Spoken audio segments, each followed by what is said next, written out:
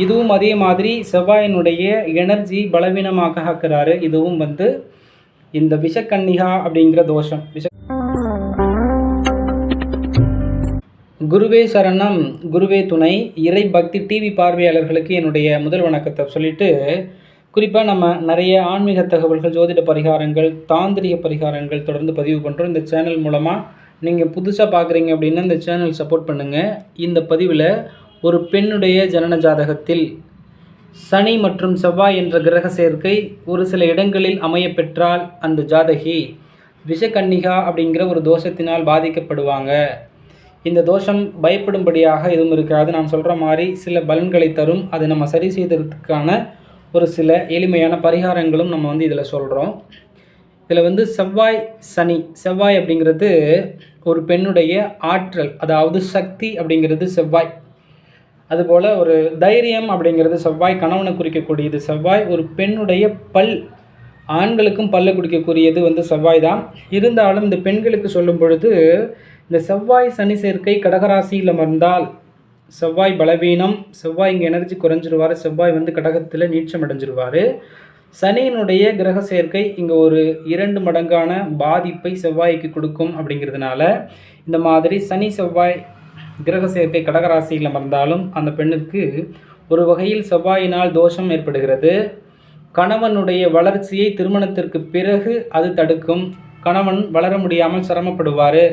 இந்த மாதிரி செவ்வாய் சனி சேர்க்கை ஒரு பெண்ணுடைய ஜாதகத்தில் கடகராசியில் இருந்தால் பெரும்பாலும் அந்த பெண்ணுடைய ஜாதகத்தில் பல்லில் வந்து ஏதாவது பிரச்சனை, பல்லு வலியாக இருக்கட்டும், பல்லு பூச்சி பல்லாக இருக்கட்டும், பல்லு சுத்து பல்லாக இருக்கட்டும், பல்லு எகிறுகளில் வீக்கமாக இருக்கட்டும், ஒரு புதியதாக பல்லு முளைக்கிறதுக்காக ஒரு பெரிய செலவாக இருக்கட்டும், பல்லு உடஞ்சி கட்டுறதாக இருக்கட்டும், பல்லில் கரையாக இருக்கட்டும், பல்லில் வந்து ஒரு சில பிரச்சனைகளை சந்திக்கிறாங்க.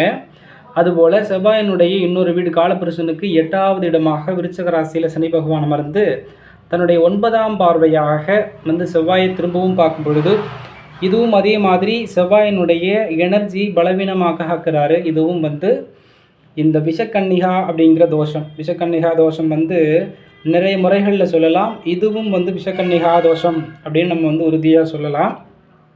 திருமணம் ஆவதற்கு முன்பே இந்த சனி செவ்வாயினுடைய கிரக சேர்க்கை ஒரு பெண்ணிற்கு திருமணம் ஆவதிலேயே காலதாமதம். இளமையிலேயே திருமணத்தை சட்டென்று நடத்தி அதில் வந்து பார்த்திங்கன்னா ஒரு மன விரக்தியை ஏற்படுத்தி விட்டுரும். எதிர்பாராத சில திருமணத்தில் பிரச்சனைகளையும் ஏற்படுத்தும்.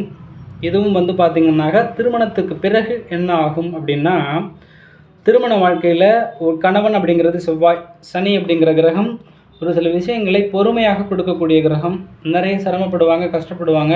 நான் கஷ்டப்பட்டேன், இன்னும் கஷ்டப்பட்டுகிட்டே இருக்கேன் அப்படிங்கிற மாதிரி கணவன்கள் இருப்பாங்க. இந்த பெண்ணுடைய ஜாதகப்படி ராசி கட்டத்தில் இந்த மாதிரி கிரக நினைவுகள் இருக்கும் பொழுது, அதுபோல் ஒரு ஜனன ஜாதகம் நம்ம வந்து ஆய்வு பண்ணும் பொழுது செவ்வாய் பலவீனமாக இருந்தால் நம்ம எளிமையான சில பரிகாரங்கள் செஞ்சுக்கும் பொழுது, இங்கே வந்து செவ்வாய் வந்து ஆட்சி பலம், ஆனால் வந்து சனி நீச்சம் அடைகிறார். இங்கே செவ்வாயோடு சனி இணைவு ஏற்பட்டு செவ்வாயினுடைய பவரையும் அவர் வந்து குறைக்கிறார். இந்த கிரக இணைவு இருக்கக்கூடாது, இந்த கிரக இணைவு இருக்கக்கூடாது, இந்த கிரக இணைவு இருக்கக்கூடாது.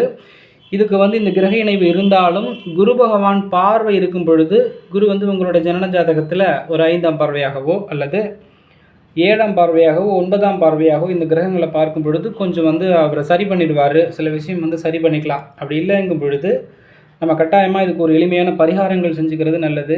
இது மாதிரி கிரக இணைவு வந்து என்னுடைய ஜாதகத்தில் இருக்குது. ஒரு ஆணுடைய ஜாதகத்தில் இருந்தாலும் இந்த விஷக்கன்னிகா தோஷம் அப்படிங்கிற தோஷத்தினால அவங்களுடைய தைரியம் பாதிக்கப்படும். அவங்களுடைய சக்தி வந்து அவ்வளவு சிறப்பாக இருக்காது. அப்படிங்கிறதுனால அவர்களும் இதை பயன்படுத்தலாம். கட்டாயம் பூச்சிப்பல் இருக்கக்கூடிய, சொத்துப்பல் இருக்கக்கூடிய எல்லாருமே இந்த பரிகாரம் பயன்படுத்தலாம். ஒன்றுமில்லை, செவ்வாய் அப்படிங்கிறது பற்களை குறிக்கக்கூடியது, சனி அப்படிங்கிறது பழமையை குறிக்கக்கூடியது. பற்களில் வந்து ஒரு பழைய பற்கள் போன்ற ஒரு கரையாக இருக்கக்கூடியது, பூச்சிப்பல், சொத்துப்பல், இது போல் வந்து பார்த்திங்கன்னா பல்லில் ஒரு பிரச்சனை இருக்கக்கூடிய அனைவருமே நீங்கள் ஒவ்வொரு திங்கட்கிழமையிலையும் கட்டாயமாக நல்லெண்ணெய், அதாவது எள்ளில் வரக்கூடிய நல்லெண்ணெய் வந்து சனி பகவானை குறிக்கக்கூடியது.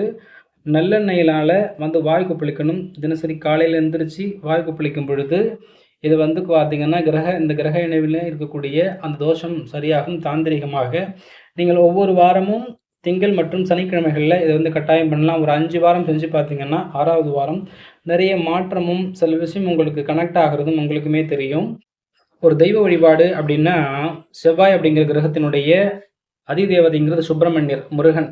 முருகன் வழிபாடு செய்யும் பொழுது உங்களுக்கு பார்த்தீங்கன்னாக இந்த தோஷத்திலிருந்து விமோச்சனம் கிடைக்கும். திங்கட்கிழமைகள்ல அதுபோல திங்கட்கிழமைகள்ல விரதம் அனுஷ்டிக்கிறது பெண்களுக்கு ஒரு நல்ல ஒரு முன்னேற்றத்தையும், மாற்றத்தையும் ஏற்படுத்தும். கணவருடைய வளர்ச்சியை அது நல்லா மேலோங்க வைக்கும் அப்படிங்கிறத நம்ம உறுதியா சொல்ல முடியும். அதுபோல சஷ்டி நாட்கள்ல அல்லது கார்த்திகை நட்சத்திரம் வரக்கூடிய நாட்கள்லயும் அந்த பெண்கள் விரதம் இருக்கும் பொழுது, இந்த தோஷத்தினுடைய வலிமை குறைஞ்சு திருமணமாகாதவர்களுக்கு திருமணமும், திருமண வாழ்க்கையில் திருப்தி இல்லாதவர்களுக்கு திருமண வாழ்க்கையும், அதுபோல இது கணவனுடைய வளர்ச்சியை மேம்படுத்தக்கூடிய அமைப்பும் ஏற்படும் அப்படிங்கிறத நம்ம மகிழ்ச்சியோட பதிவு பண்ணுறோம். வாழ்க வளமுடன். அடுத்து ஒரு நல்ல பதிவு